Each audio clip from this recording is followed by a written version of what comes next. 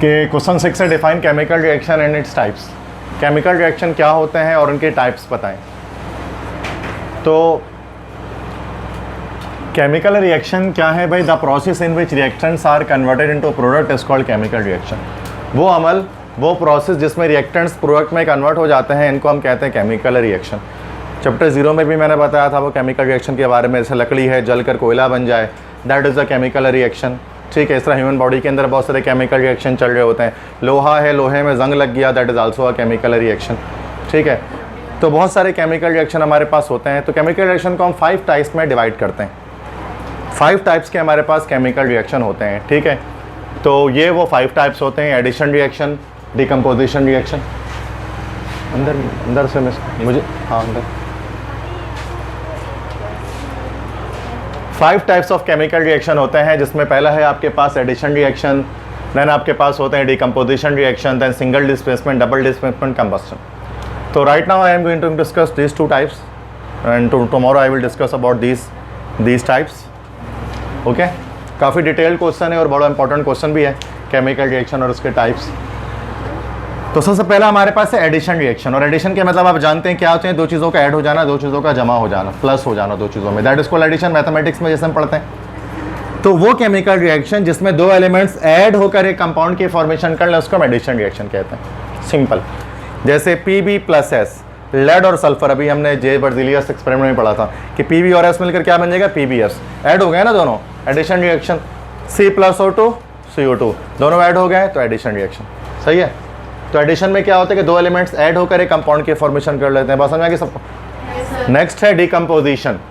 Decomposition का मतलब होता है टूट जाना, टूटना, किसी चीज़ का टूट जाना, ब्रेक हो जाना, उसको हम कहते हैं decomposition in chemistry.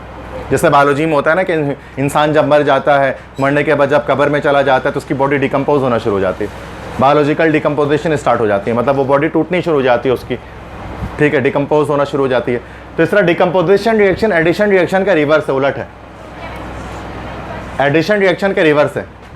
Addition reaction में क्या होता है? 2 एलिमेंट्स ऐड होकर एक कंपाउंड बनाते हैं, और डिकम्पोजिशन में उसका उलट है कि एक ही कंपाउंड ब्रेक होकर 2 एलिमेंट्स में ब्रेक हो जाता है।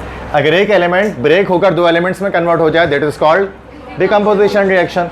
इसी रिएक्शन के रिवर्स लिख दो भाई। Pb और S मिलकर PbS बनाया ना, इसे PbS लेड सल्फाइड को आप ब्रेक कर दो Pb और S में, तो ये हो गया डिकम्पोजिशन, इसको उल्टा हो गया। इस तरह NaCl है नमक। ठीक है, तो नमक होता है, जब नमक को डिकम्पोज किया जाता है तो ये अलग अलग, Na अलग हो जाता है और क्लोरीन गैस Cl2 अलग हो जाती है। तो सोडियम क्लोराइड की डिकम्पोजिशन हो गई सोडियम और क्लोरीन गैस में। आगे बात समझ में सबको? अब आते हैं नेक्स्ट 3rd टाइप की तरफ, जिसको कहते हैं सिंगल डिस्प्लेसमेंट रिएक्शन। डिस्प्लेसमेंट से क्या मुराद होता है? रिप्लेस कर देना या हटा देना। ठीक है, डिस्प्लेस कर देना, हटा देना। ठीक है, अगर एक मार्कर अगर यहाँ पर रखा हुआ है, मैं उसको उठा के कहीं और रख दूँ तो मैं कहूँगा कि मैंने मार्कर को डिस्प्लेस कर दिया है। तो डिस्प्लेसमेंट का मतलब होता है हटाना, ठीक है, या हटा देना। तो सिंगल डिस्प्लेसमेंट किसी एक चीज़ को हटा देना, सिंगल डिस्प्लेसमेंट रिएक्शन। इसमें क्या होता है कि एक एलिमेंट किसी कंपाउंड से रिएक्शन करता है। In this type of reaction an elements reacts with a compound. एक एलिमेंट एक कंपाउंड से रिएक्शन करता है और कंपाउंड के एक एलिमेंट को वहाँ से हटा देता है, that's what is called single displacement reaction. Let's say sodium reacts with hydrochloric acid. First example check करें, तो दिस इज एन एलिमेंट और दिस इज अ कंपाउंड। तो देखते साथ आपको पता लगना चाहिए कि ये है वो सिंगल डिस्प्लेसमेंट रिएक्शन है, क्योंकि उसमें एक एलिमेंट और एक कंपाउंड का रिएक्शन साथ में हो रहा है। ठीक है, अब होगा क्या कि सोडियम इन दोनों में से किसी एक को जो है वो हटा देगा, मतलब इनमें से किसी एक के साथ अटैच हो जाएगा। अब किसके साथ अटैच होता है? सोडियम, चूँकि खुद प्लस वैलेंसी वाला होता है ना, प्लस वैलेंसी वाला होता है, चूँकि सोडियम अने ग्रुप का एलिमेंट है, +1 वैलेंसी है, तो हमेशा प्लस वैलेंसी वाला माइनस को हटा रहा होता है किसी इक्वेशन से। तो यहाँ पर आप जानते हैं हाइड्रोजन ही प्लस होता है जबकि क्लोरीन माइनस होता है।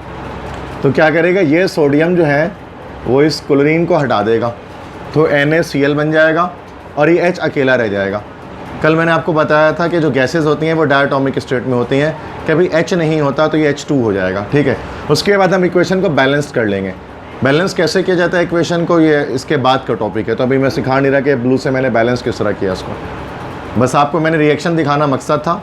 बैलेंसिंग का तरीका अभी नहीं बता रहा मैं, ठीक है, 10 मिनट के बाद समझेंगे। उसके बाद नेक्स्ट एक इक्वेशन देख लें आप। सोडियम की जगह पोटेशियम के साथ HCl का रिएक्शन करा दिया, सेम वही क्राइटेरिया है कि पोटेशियम पॉजिटिव होता है, क्लोरीन नेगेटिव होता है। तो पोटेशियम ने क्लोरीन को हटा दिया, डिस्प्लेस कर दिया और हाइड्रोजन गैस अलग हो गई।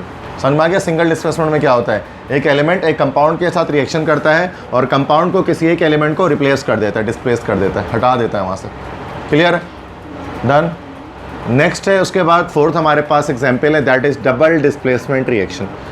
अब नाम से समझ में आ गया डिस्प्लेसमेंट क्या मतलब, फिर से हटाना, और डबल मतलब दो चीज़ों को हटा देना, कि एक ही रिएक्शन के अंदर दो चीज़ें डिस्प्लेस हो रही होती हैं, तो डबल डिस्प्लेसमेंट रिएक्शन, जैसे वो सिंगल डिस्प्लेसमेंट था। इस तरह के रिएक्शन में क्या होता है, दो कंपाउंड्स एक दूसरे के साथ रिएक्शन करते हैं, two compounds react with each other to exchange their partners, वो अपने पार्टनर्स को एक्सचेंज कर लेते हैं। मतलब ये एक कंपाउंड है और दूसरा कंपाउंड है रिएक्टेंट में, और प्रोडक्ट में क्या होगा, प्रोडक्ट में भी दो ही कंपाउंड होंगे, लेकिन वो अपने पार्टनर्स को एक्सचेंज कर चुके होंगे। पहले का प्लस दूसरे के माइनस से मिल चुका होगा, पहले का माइनस दूसरे के प्लस से मिल चुका होगा। ये बहुत फेमस इक्वेशन है जो कि लैंडोल्ट एक्सपेरिमेंट में हमने लिखी थी। दो एच शेप ट्यूब एक्सपेरिमेंट किया था लैंडोल्ट ने, उसने एक लिम में सिल्वर नाइट्रेट डाला था, एक लिम में हाइड्रोक्लोरिक एसिड डाला था। ये वही रिएक्शन दोबारा लिख रहा हूँ, क्वेश्चन 2 में भी इसको हमने कर लिया इस इक्वेशन को। ठीक है, तो silver positive, nitrate negative, hydrogen positive, chloride negative. तो पहले का प्लस दूसरे के माइनस से मिला, पहले का माइनस दूसरे के प्लस से मिला, तो बन गया AgCl बना और HNO3 बना। तो एक दूसरे के पार्टनर्स को एक्सचेंज कर लिया इसने। सिल्वर का दोस्त था नाइट्रेट, हाइड्रोजन का दोस्त था क्लोरीन कंपाउंड के अंदर, लेकिन जब रिएक्शन हो गया तो सिल्वर ने क्लोराइड को अपना दोस्त बना दिया और नाइट्रेट ने हाइड्रोजन को अपना दोस्त बना लिया। ठीक है, दैट इज डबल डिस्प्लेसमेंट, दोनों ने एक दूसरे के पार्टनर्स को एक्सचेंज कर लिया, तबादला हो गया। समझ में आ गई? इस तरह से नेक्स्ट रिएक्शन है न्यूट्रलाइजेशन, एक रिएक्शन है, चैप्टर 9 में पढ़ेंगे उसको हम।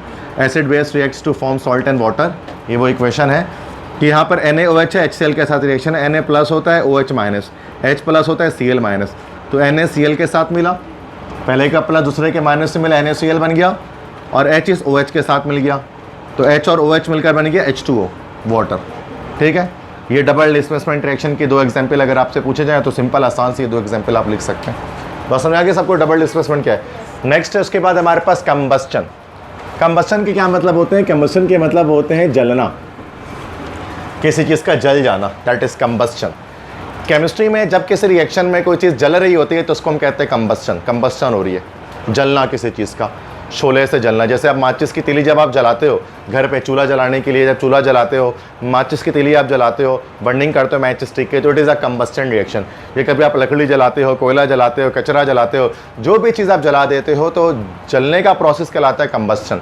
और कोई चीज़ जलती किस वजह से है, due to the presence of oxygen gas. Oxygen gas हवा में गैस है, आप जानते हैं उसके बारे में कि ऑक्सीजन गैस हवा में एक ऐसी गैस है दैट सपोर्ट्स कंबस्चन, जो जलने में मदद देती है। उस गैस को आपने प्राइमरी लेवल से पढ़ा होगा कि एक हवा में गैस अल्लाह ने बनाई है जिसको ऑक्सीजन गैस कहते हैं, जो जलने में मदद देती है किसी भी चीज़ को। और ऑक्सीजन गैस नहीं होगी तो वो चीज़ जलेगी नहीं। ऑक्सीजन गैस की अनअवेलेबिलिटी की बुनियाद पर कोई चीज़ नहीं जलती है। मिसाल के तौर पर एक कैंडल अगर जल रहा है, मोमबत्ती अगर जल रही है कोई, ठीक है, आप क्या करो, उसके ऊपर जो है वो आप गिलास रख दो, उलट के शीशे का गिलास रख दो, तो क्या होता है, मोमबत्ती बुझ जाती है। क्यों बुझ जाती है? क्योंकि ऑक्सीजन की सप्लाई रुक जाती है। ठीक है, तो ऑक्सीजन गैस का होना ज़रूरी है किसी भी चीज़ के जलने के लिए, वरना कोई चीज़ जलेगी नहीं। तो यही जलने का रिएक्शन होता है कंबस्चन। इसमें होता है क्या, कोई भी एलिमेंट रिएक्शन करता है, कोई भी एलिमेंट हो पीरियोडिक टेबल का, अगर वो ऑक्सीजन से रिएक्शन कर जाएगा तो सूरत में कंबस्चन रिएक्शन हो जाएगा। ये एक तरह का एडिशन रिएक्शन ही होता है, लेकिन इसमें हीट खारिज होती है, हीट निकलती है, गर्मी निकलती है, गर्माइश निकलती है। इसमें जलेगी ना, जब कोई जलेगी तो हीट भी, टेम्परेचर भी बढ़ेगा।